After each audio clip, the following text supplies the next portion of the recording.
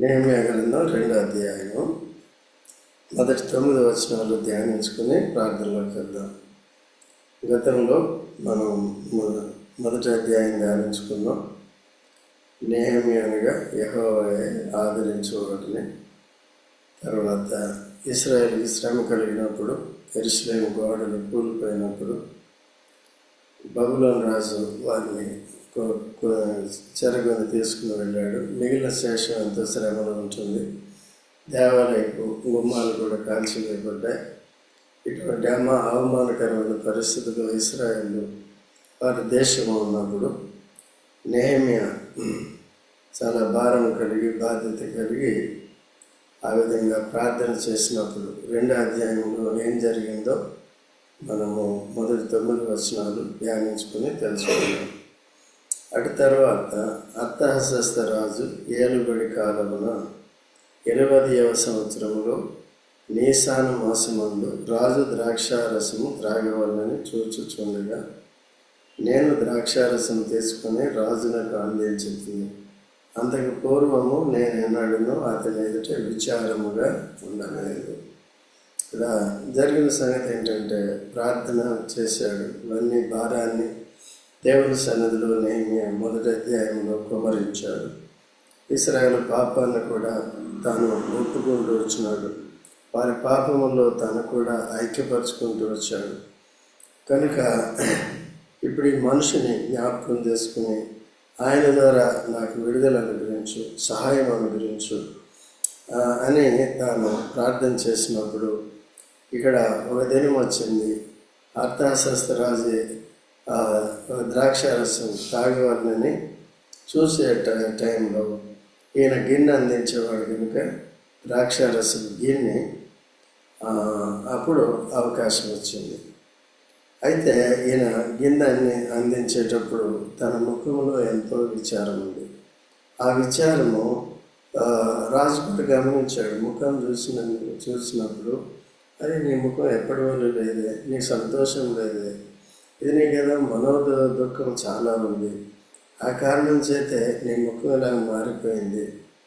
So ఇది రాజు కూడా తన దగ్గర పనిచేసేవారు ఎవరు దుఃఖముఖంగా ఉండకూడదు, ఆ విధంగా అబ్జర్వ్ చేస్తారు. ఇంకా దేవుని బిడ్డలమైన మనం కూడా పౌలు అంటాడు, ప్రతి పరిస్థితుల్లో కూడా ఎల్లప్పుడూ ఆనందించుడి అంటాడు.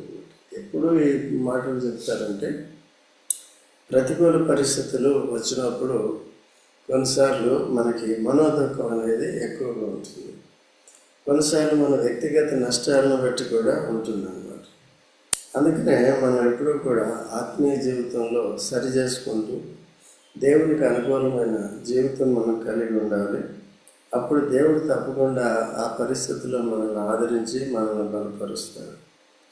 సరే, ఇక్కడ తన విషయం కాదు కానీ తన చింత యావత్తు ఇశ్రాయేలు ప్రజల గురించి ఉంది. తర్వాత యెరూషలేము ప్రాకారం గురించి ఉంది. దేవుని మందిరం కాల్చిపోయిన గుమ్మాల గురించి ఉంది. సో దీనంతటి భారాన్ని బట్టి అంత చింత కలిగి ఉన్నాడు అన్నమాట.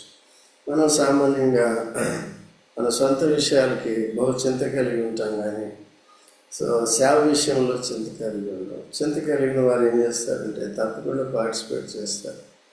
ఈయనైతే రాజు అధికారంలో ఉన్నాడు. ఆ రాజు వదిలితేనే తప్ప వెళ్ళడానికి వీల్లేదు. బానిసగా ఉన్నాడు. ఆయన దగ్గర గిన్నె అందించే పని చేస్తున్నాడు ఆయన. మనకి చాలాసార్లు మనల్ని మనం ఉన్న పరిస్థితులను బట్టి నాకు ఇది ఉంది, అది ఉంది, ఆ పని ఉంది, ఈ ఉద్యోగం ఉంది, ఆ ఉద్యోగం ఉంది. ప్రతిదానికి సమయం ఉంటుంది. అది అయిపోయిన తర్వాతే సంఘ పరిచర్య ఉంటుంది.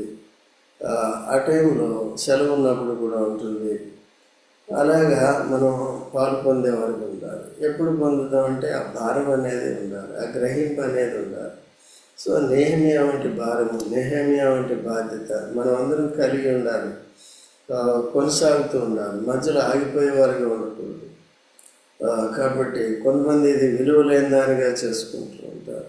అలా లేకుండా జాగ్రత్తగా ఉండాలి. రాజు ఎదుట విచారంగా ఎప్పుడు కూడా ఉండలేదు. అదే ఉన్నాడు కాబట్టి రాజు, నీకు వ్యాధి లేదు కదా, నీ ముఖం విచారంగా ఉన్నదేంటి, నీ హృదయ దుఃఖం చేతనే అది కలిగినది నాకు నాతో అనగా, నేను మిగులు భయపడి రాజు చిరంజీవి అగునుగాక, నా పితరుల సమాధులను పట్టణం పాడైపోయి దాని గుమ్మములను అగ్ని చేత కాల్చబడి ఉండగా నాకు దుఃఖముఖము లేకపోనని రాజుతో లేకపోనని రాజుతో అంచి జరిగిన పరిస్థితి అంతా కూడా, తన దుఃఖానికి కారణం ఏంటో అదంతా కూడా రాజుకి తెలియజేశాడు అనమాట. ఈ రాజు కూడా మంచి రాజుగానే ఉంటున్నాడు. తన దగ్గర పనిచేసినప్పుడు వాళ్ళని ఆలోచించట్లేదు, కానీ ఆ సంతోషంగా ఉండాలని తను కోరుకుంటున్నాడు. తన సమస్య ఏది చెప్తే దాన్ని తీర్చి తిరిగి తనకి సంతోషాన్ని, ఆనందాన్ని కలుగజేయాలనే రీతిగానే తన మనసు ఉన్నట్టుగా మనకి కనపడుతుంది. అప్పుడు రాజు, ఏమి కావలసి నీవు మనవి చేర్చున్నావని అన్నట్టుగా నేను ఆకాశమందుల దేవునికి ప్రార్థన చేశాడు. అక్కడ రాజు ఏం చేశాడంటే, నన్ను అడుగు నీకు ఇస్తాను. అయితే ఇక్కడ యేసుక్రీస్తు ప్రభు ఏం చెప్పాడంటే, అడుగుడి మీకు ఇవ్వబడి. విశ్వాసులైన వారిని ఎవరిని అడగాలి? దేవుని అడగాలి. అక్కడ దానియేలు దినాల్లో కూడా 6వ అధ్యాయంలో దానియేలులో తీనవసరం లేదు. అక్కడ కుట్ర చేత ఒక రాజాజ్ఞను వారు సృష్టించారు. మాది ఇలా రాజు దినాల్లో ఏంటంటే, ఏ ఒక్కరు కూడా తమ దేవునికి ప్రార్థన చేయకూడదు, దేవుణ్ణి అడగకూడదు. ప్రార్థన అంటే దేవుణ్ణి అడగకూడదు కానీ అని పెట్టారు. ఎప్పుడు కూడా రాజుని అడగాలి, మనుషుల్ని అడగాలని ఈ విధంగా ఎప్పుడు కూడా లోకం సాతాను ఇటే డైవర్ట్ చేస్తుంది. దేవుని బిడ్డలైన తర్వాత కూడా దేవుని వైపు లేకుండా మనుషుల వైపు మళ్ళించేస్తుంది అన్నమాట. సో సత్యదేవుని వైపు కాకుండా విగ్రహాల వైపు, లేకపోతే మానవ కల్పితాల వైపు వెళ్ళిపోతుంది అన్నమాట. సో ఈ క్రిస్మస్ లాంటి పండుగ కూడా ఈ చాలా తీవ్ర పరిస్థితుల్లో వచ్చేసినాయి. ఇవన్నీ కూడా వీటిలోకి వెళ్ళిపోతుంది, వస్తురూపకమైన వాటిలోకి వెళ్ళిపోతుంది అన్నమాట. సిలువ కూడా మనము కృత్రిమమైన సిలువని మనం ధరించాం. సిలువ అనగా శ్రమలకి గుర్తు కాబట్టి నా సిలువను ఎత్తుకుని వెంబడించాలని చెప్పాడు. మెడలో వేసుకుని సరిపోదు, కానీ ఆ శ్రమలు క్రీస్తు కొరకు, సువార్త కొరకు మనము భరించి సహించేవారు ఉండాలి. అపోస్తలుడు పౌలు లాంటి వారు కూడా ఆ సిలువ మెడలో వేసుకుని చేయలేదు, కానీ ఆ శ్రమలు వారు క్రీస్తు కొరకు, సంఘం కొరకు వారు భరిస్తూ వస్తున్నారు. అలాగా ఉండాలి. ఈనాడు అంతా కూడా కృత్రిమం అయిపోతుంది అన్నమాట. నిజమైన చుక్క లేకపోతే నక్షత్రం జ్ఞానాలు నడిపించినప్పుడు ఈ దినాల్లో దానికి కృత్రిమైన నక్షత్రాలు వచ్చేసింది, లేకపోతే ఏదో చెట్టు వచ్చేసింది. సో ఇవన్నీ కూడా కృత్రిమైనది పాపం. వ్యభిచారం ఎంత పాపమో కృత్రిమ అనే మాటగా కృత్రిమం అనే పని కూడా అంతే పాపం. ఎందుకంటే మార్క్స్ వార్త 7:21 పాపాల్లో అది కూడా రాయబడింది. ఆ దాంట్లో ఉన్న పాపాలన్నీకి ఒకటే భారం ఉంటుంది కనుక మనం జాగ్రత్తగా ఉండాలి. అయితే ఇప్పుడు అంతా కూడా ఆల్మోస్ట్ 100% టర్న్ అయిపోతుంది కనుక మనం జాగ్రత్తగా ఉండాలి. కనుక ఈ విధంగా తన అడిగాడు, కానీ తను అడగలేదు, కానీ తనకంటే అడిగే ముందు దేవుని ముందు అడిగాడు,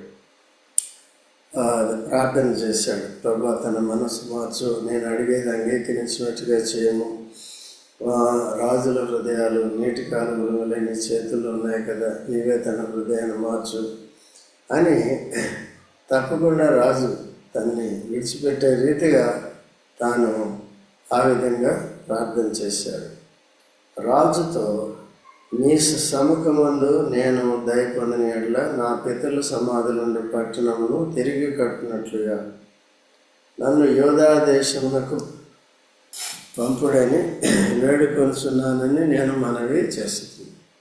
నా పితరులు ఉండే దేశం అంటే మా దేశము. అక్కడికి వెళ్ళిపోయి ఇశ్రాయేల్ దేశానికి, కనాను దేశానికి వెళ్ళి అక్కడ మా పితరులుండే సమాధులు ఉండేదంట. అంటే అబ్రహాం, ఇస్సాకు వీళ్ళందరినీ కూడా తాను గుర్తు చేసుకుంటున్నాడు. ఆ విధంగా తిరిగి కట్టినట్లుగా నన్ను యూదా దేశంలోకి పంపుడని వేడుకుంటున్నానని మనం చేస్తుంది. అందుకు రాజు రాణి తన యొద్ద కూర్చుని ఉండగా, నీ ప్రయాణం ఎన్ని దినములు పట్టునో, నీవు ఎప్పుడు తిరిగి వచ్చేదని అడిగాను. నేను ఇంతకాలం అని చెప్పినప్పుడు రాజు నన్ను పంపుటకు చిత్తము గలవాడాయను.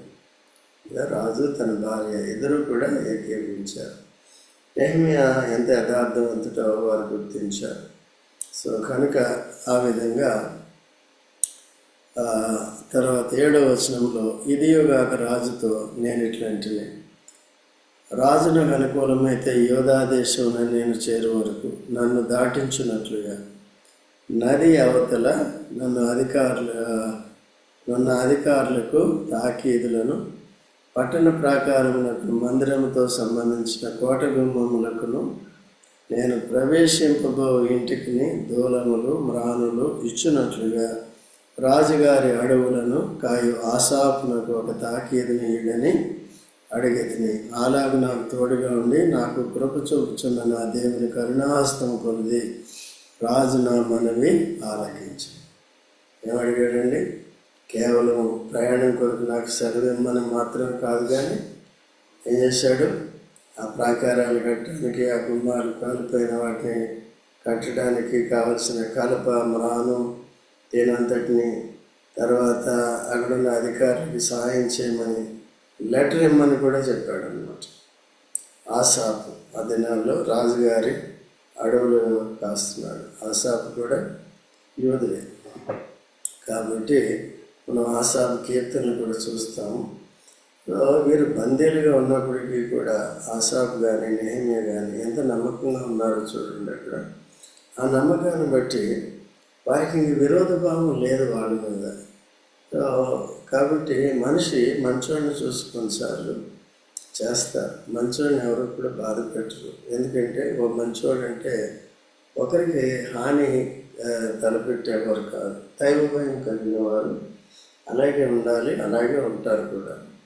అయితే కొన్నిసార్లు మారిపోయి ఉంటే, హృదయాన్ని కఠినంచేసుకున్నామంటే, శత్రువుని శత్రువుగా చూసామంటే, అప్పుడు మనం కూడా శరీరానుసారంగా మారిపోతాం. అట్లా ఉండకూడదు. కాబట్టి ఆ విధంగా చేసిన తర్వాత 9వ వచనంలో, తర్వాత నేను నది అవతలను ఉన్న అధికారులు ఎదురు వచ్చి వారికి రాజు యొక్క తాకీదులను అప్పగించి, రాజు నాతో కూడా సేనాధిపతులను, గుర్రపు రౌతులను పంపించాను. చూసారండి, సేనాధిపతుల్ని. సేనాధిపతులు అంటే సేనాధిపతులు అంటే మిలిటరీ అధిపతులను కూడా దానికి తోడుగా పంపించారు. గుర్రపు రౌతుల్ని, గుర్రాలని తోలేవారిని కూడా పంపించారు. అలాగా ఇప్పుడు కేవలం తన ప్రయాణం కొరకు విడుదల మాత్రమే కాదు, కానీ తన తలపెట్టిన పని అంతా కూడా, దేవుని యొక్క కార్యం అంతా కూడా, దాని సహాయం అంతా కూడా, భౌతికంగా కావలసిందంతా కూడా రాజు దగ్గర నుంచే పొందేలాగిన అలాగా దేవుడు సహాయం చేశాడు. అందుకనే దేవుని కరుణాహస్తం నాకు తోడుగా ఉండి ఏ రీతిగా నాకు సహాయపడిందని దేవుని ఎప్పుడు కూడా స్తుతిస్తున్నాడు. మన మనసు కూడా ఇప్పుడు మనం ప్రార్థన చేయాలి, ఎవరో మనకు సాయం చేస్తారు కాబట్టి అది మహిమ దేవునికే చెల్లించాలి. ఈ రాజుగారు నాకు ఇచ్చాడు, ఇది ఇచ్చాడండి. ఈ దినాల్లో అంతా కూడా మనిషిని ఎక్కువగా గొప్ప చేసేస్తాం, గణపరుస్తాం. అది దేవుడు చేయించాడు, దేవుడు అందించాడు కాబట్టి వాళ్ళు మనకి సహకరించారు. అందుకనే ఇప్పుడు మనం సువార్తకి వెళ్తాం, సరే సురక్షితంగా వెళ్ళి వచ్చారు, దేవుడిని మహిమపరచాలి, దేవుడే కాపాచాడు, దేవుడే విరోధంగా ఉండేవారిని తన ఆధీనంలో పెట్టుకున్నాడు. అందుకని అన్ని విషయాల్లో దేవునికే మహిమ కలగాలి, దేవునికే మనం ప్రార్థన చేయాలి. సమస్త ఎటువంటి కఠిన పరిస్థితులు ఉన్నప్పటికీ కూడా దేవుడు తప్పక మనకు తోడుగా ఉండి తన కార్యాలు మన ద్వారా జరిగించుకుంటాడు. మనం దేవుని ఎడల నమ్మకమైన వారిగా, యథార్థవంతులుగా ఉండాలి, పనుల పట్ల భారం కలిగి ఉండాలి. అలాగా చేసినప్పుడు దేవుడు తప్పకుండా మనల్ని వాడుకుంటాడు. ఆయనకు కలిగే బహుమానం బహు గొప్పది. కనుక మనం నేహమ్యా వంటి ప్రార్థనా జీవితము, నెహమ్యా వంటి ఆలోచన, నేహమ్యా వంటి నమ్మకత్వము, ఇటు దేవుని ఎడల ఇటు మనిషి ఎడల కూడా ఉండాలని మనం ఈ పాఠం ద్వారా నేర్చుకుంటున్నాం. అలాగండి మనం జాగ్రత్తగా ఆత్మీయ జీవితాన్ని కొనసాగించుకుందాం. సంఘం ద్వారా దేవుని సేవ చేద్దాం. ప్రార్థనలోకి వెళ్దాం.